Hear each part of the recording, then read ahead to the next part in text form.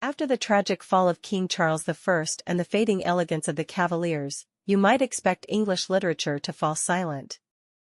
Theatres were closed, music faded, and the roses of Cavalier poetry seemed to wither away. But silence was never the true language of the English spirit. Instead, words took on a new form, disciplined, powerful, and deeply moral.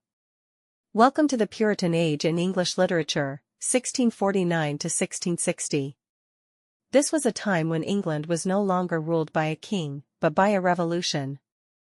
The monarchy had been abolished, and in its place rose Oliver Cromwell, the Lord Protector. Guided by stern Puritan ideals, life became sober and disciplined. Theatres were shut, festivals banned, and public amusements silenced. To the Puritans, the arts were not for pleasure but for instruction and reform. And yet, literature did not die, it transformed. Writers shifted from playful verses to moral vision, from courtly beauty to spiritual truth. At the very center of this transformation stood John Milton. If in the Caroline Age he was finding his voice, in the Puritan Age he became its mightiest prophet. Milton was not only a poet but also a thinker, statesman, and defender of liberty. His pen thundered against tyranny, while his poetry soared toward the eternal. One of his most powerful works is Areopagitica, 1644, a passionate defense of free speech and freedom of the press.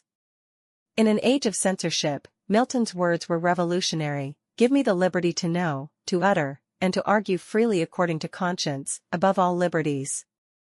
It was a cry of courage as poetic as any verse. Milton's poetry, too, grew in depth.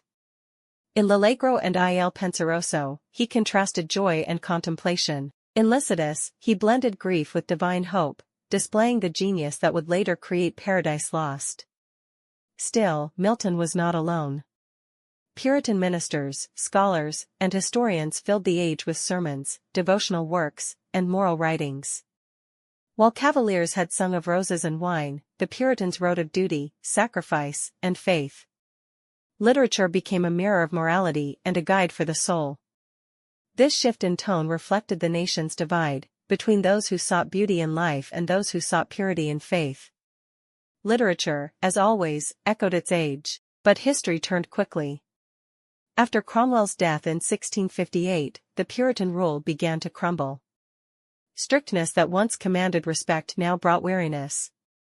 England longed for laughter, music, and art. In 1660, the monarchy was restored, and Charles II returned to the throne. With him came a dazzling new era of wit, comedy, and satire, the Restoration Age. The Puritan Age was brief, just over a decade, but deeply significant.